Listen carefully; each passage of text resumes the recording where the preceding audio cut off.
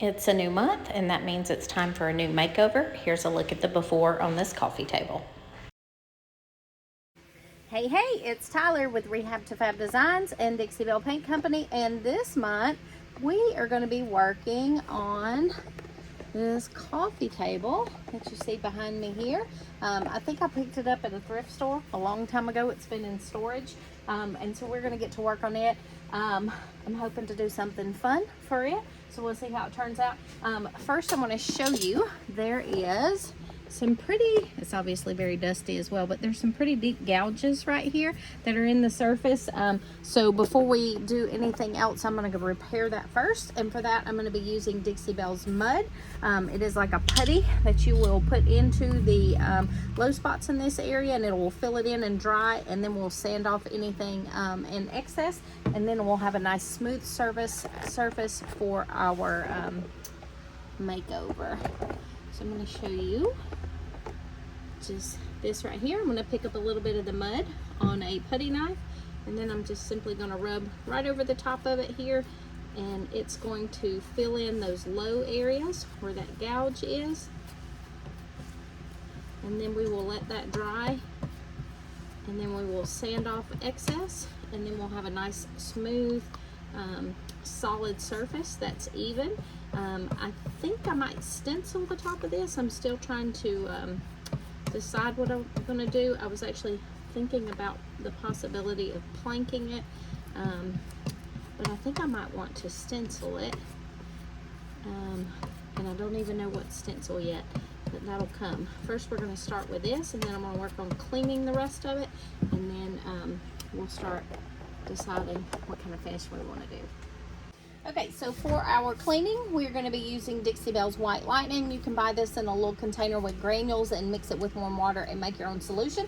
Or now Dixie Belle has this on their website, so you can purchase the bottle, and you have this nice spray bottle, and it's already pre-mixed. And then you can keep up with it a lot easier than what I did before with my little used alcohol bottle. So I'm just going to spray this on the top. I'm going to put a textured, I think there's another gouge I might need to fill. I'm going to put a textured finish on this to begin with, to start. So we don't need this to be perfect. I'm not going to sand it down or anything like that, because I don't need to get any kind of nice smooth surface, because I plan on doing a textured finish on it. But we do want a clean surface so our paint sticks. So this is what you see. It's very dusty and dirty. So this is why you always want to make sure you clean your pieces first. That way you have good paint adherence. Okay, so once our mud is dry, we're just going to take a sanding block and some sanding paper, and I'm just going to kind of sand lightly over this excess. It's going to leave your mud in those low areas where we had the little divots or gouges, and then it's going to take off the excess around it, so it won't be higher there, because the idea was to get kind of a smoother surface so we didn't have those big deep gouges in it. We don't also want to create higher areas where it's also going to be uneven. Now I am planning on putting a textured finish on this, so again it does not need to be perfect, because it's going to be textured from the finish, and then I do believe I'm going to stencil it as well, which will help kind of hide any imperfections. So just want to get that excess off, and then you can see it takes all that off, and it's just leaving it right in those low areas where those deep gouges were. Okay, so now we're going to get ready for some of the fun part. So I'm going to be using texture on this piece. So for that, we're going to be using Dixie Belle Sea Spray as a texture additive that you can put in your paint to create a textured finish. Oh, I tore that and I didn't get it down low enough. Hold on, I need scissors. Okay, so now I got this where I can actually peel it apart. It does reseal the bag. So this is the texture medium. So what we're going to do is add it to our paint. So the more you add to it, the thicker it's going to get. You can put it on really thick or thinner, whatever you're going for, whatever look you're doing. So I am using, this is coffee bean, which is kind of a dark, almost like a black brown color. And this is going to be my base coat that I'm going to put underneath the finish with my texture additive. So I am just going to, I shook this up, and then I'm just going to put some in this cup right here because I'm going to add the texture medium to it. Now I'm not measuring, obviously, I'm just pouring in. I'm so messy. And then I need enough to go over this whole thing. I might actually need more. I do feel like when you're doing texture like this, it does take a lot of paint, as opposed to if you were just putting on like a coat or even 2 coats of clean paint. You're going to use a lot more when you do texture. One, because it's going to make it drier, and then also because it's just not going to go as far because it's thicker, so it's not going to spread like regular paint does, because we're actually going to stipple it on. So it comes with this little scoop. You put however much you want. I always recommend putting less first, because as I tell my children, you can always add more if you don't put enough of something in to begin with, but you can't necessarily take it away. So I'm going to start with half a scoop, and then I'm just going to, this is just a little chopstick. Actually, I told you before, we use these for stir sticks. So I'm just going to stir this up, and then I'm going to see how thick it is. I think the bag mentions like brownie consistency, so like if you were making a pan of brownies, and that's probably about what that is right there. I am actually going to put maybe just a little bit more, because I don't think it's quite in the bottom of that cup. So that's probably about 3/4 of a scoop, and a little bit less than half of a container of paint. And now again, if this gets too thick, not that big a deal, I can just add some more paint to it. It's just going to use more of your product, but we're going to need it because we're going to go all over this piece in the low spots. The front of this coffee table, I don't think I had a picture of it when I took the video or the picture to begin with. It was actually facing the opposite direction, but it's got like some little cutout grooves and detailed area on it, so we're going to make sure we get all down in there with our texture. So that is pretty thick there, as you see. It's not even dripping off of my stick unless it's very heavy. So very, very thick. So I'm going to set my paint to the side. Hopefully I won't knock it over because I'm clumsy. And then I'm going to use a chip brush to apply it. And the reason I use this is because, one, it's textured, right? So we're doing a textured piece, and this will help add to it. But also because these are super cheap, and you can just throw them away when done. I'll tilt this down. So this is what I'm going for. I'm going to pick up some product on that chip brush, and then we're just going to tap it all over this piece. You do want to get coverage on it. We're going to cover up all the brown underlying, because this is going to be our base coat, and it's going to start the foundation of our finish. We're going to come back over it with a lighter color, and then, like I say, I think I'm going to stencil it, maybe wax it. We'll see what it ends up looking like as we get going. But for now, putting on this good base coat, and again making sure I get it in these little low areas where this design is. It's kind of, this part here is lower than this. It's kind of a trim around it, so make sure you get it in there, because that's where your if we wax it or go over it with a lighter color, it's going to kind of, this dark is going to sit in there, and you want that to show, because we don't necessarily, when we come back over it with our next color, we don't want to cover maybe all of this up. We want to leave some of it peeking through in the lower areas, the recessed parts, the detailed area, because that's what's going to give us that depth and dimension and make this kind of a fun piece. So I'm going to continue doing this all over the piece. I'm not going to record it, because if you record everything, my gosh, this would be hours long, and I know nobody has time to sit and watch for that long. So again, I'll just kind of show you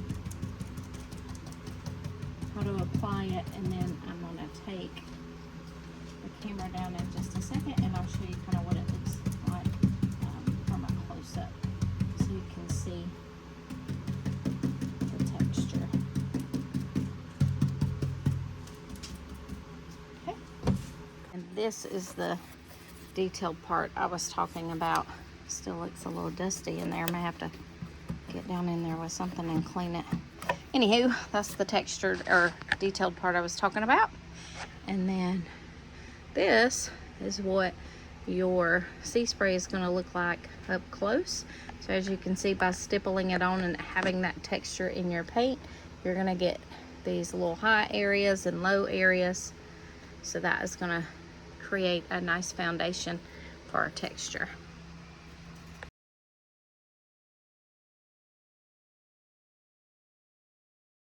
So here is what the table looks like with all the texture additive paint on it. It's still wet, obviously. Okay, so this is all dry. Next I'm gonna come in, Savannah Mist, which is kind of a grayish blue color from Dixie Belle. I really like this color a lot. And I am going to just kind of haphazardly, AKA not neatly, paint this on, and then still leaving some of the dark color underneath, and then I'll come back over it with a lighter color. So I'm just gonna kind of brush it on.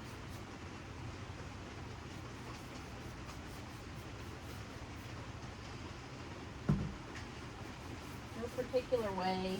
I want some of that black to show through, and then also some of this. You can leave it dark in some areas, or rather thick, I'm sorry, where the blue is. In some areas, just kind of lightly brushed over. And I just kind of do like that.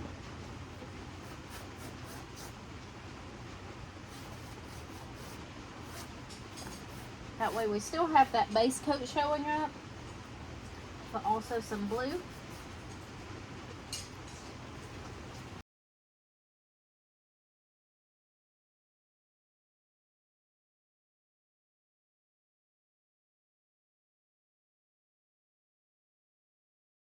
Okay, so this is dry now, my Savannah Mist. So the next thing I'm going to do is come over it with a white color. This is Magnolia. It was released last year. It's a really pretty color. So we're going to come over this whole thing with this. And then we're going to leave some of the dark showing through, and hopefully some of the blue as well. And then we'll have to let that dry, and then we'll come back and do, I think I'm going to stencil the top. So because of that, I'm going to start with the top first. That way the top can be drying before the sides and bottom. So I'm just going to kind of brush like this. You don't want to put too much paint on it. Remember, we can always come back and add it if we need to, but we can't necessarily take it off. Actually, we can take it off because we can sand it, but again, I want to leave some of this showing through. So the goal is to first put it on kind of light, and then wherever we want, we can come back and make it heavier.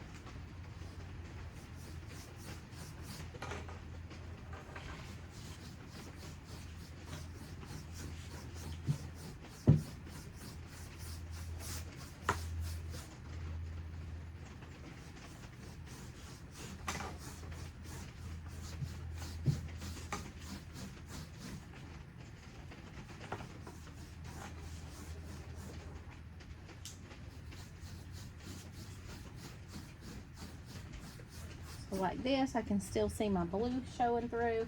I can still see this coffee bean showing through.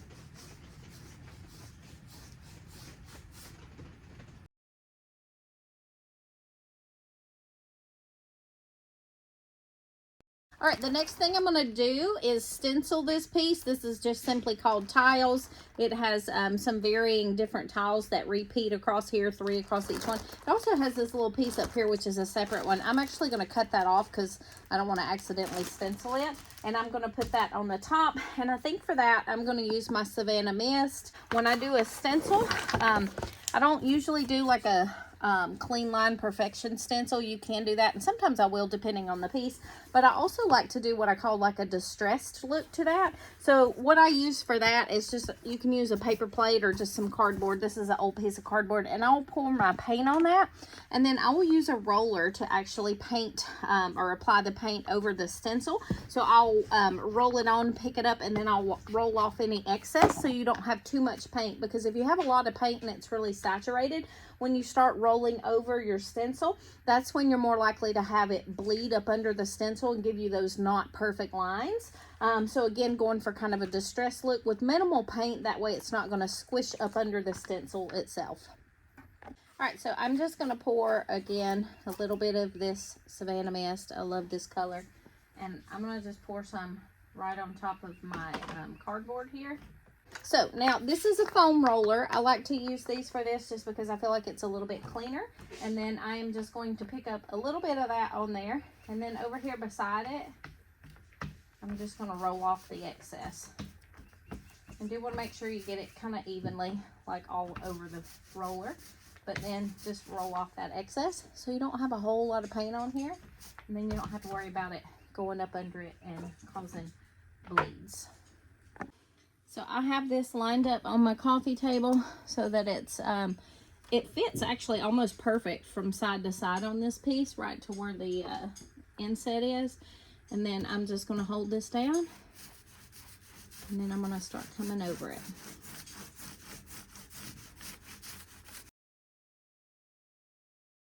And then you can pick up more paint whenever you need it, and then you can kind of lift up and see, not going to be perfect again. Looks kind of distressed, and that's what we're going for.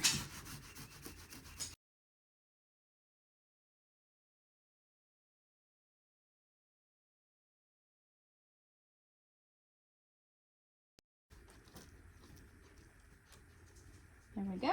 And then we're going to line it up here so we can do that repeating design.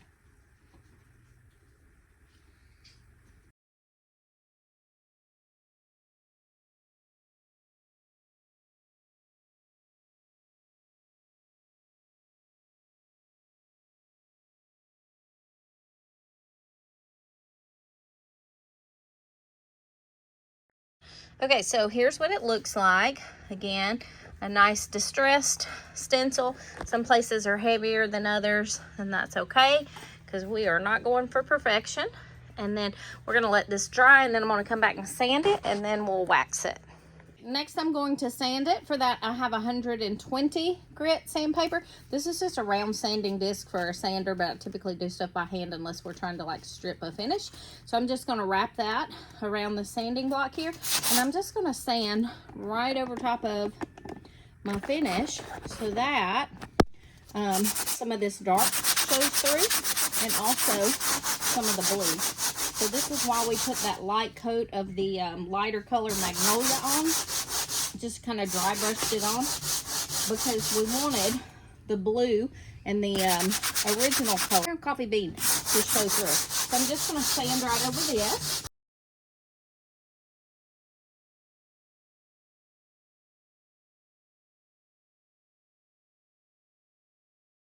So here is what it looks like after I sanded it to distress it. So you can see all the dark areas are popping through from our original base coat that we put on. And then you got a nice distressed tile finish. And then this is what the front looks like. Same thing, we just distressed the legs. So you have a little bit of the original wood showing through, and then just distressed so you can see the dark and the blue. All right, next I'm going to wax it. For that, I have Dixie Belle's Best Dang Wax. This is black. The light's awful, you can't see it right there, but it's kind of a smoky charcoaly color. So we're gonna apply it with a chip brush. So I'm just gonna pick some up on the edges of the brush here, and then I'm going to focus it along these lines here. And this is just gonna add a little bit more dimension. And then I also have some clear wax I may put over some of it, I don't know, we'll see, to seal the top. But there's that, and then I'm gonna take just a rag and then kind of rub over it, and that's gonna get off any excess.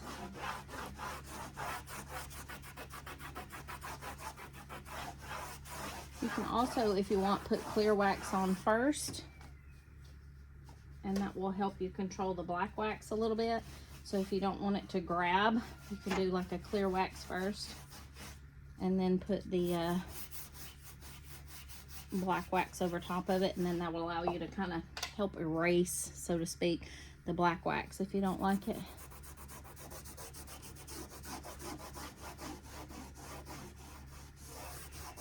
And I love a good waxed piece.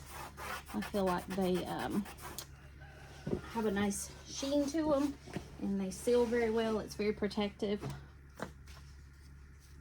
I like the feel of it. But again, for this, we're just kind of going in the creases here, in the grooves. This is kind of where it would naturally collect dirt and debris and dust along the edges. So that's kind of where we're going to focus the black wax.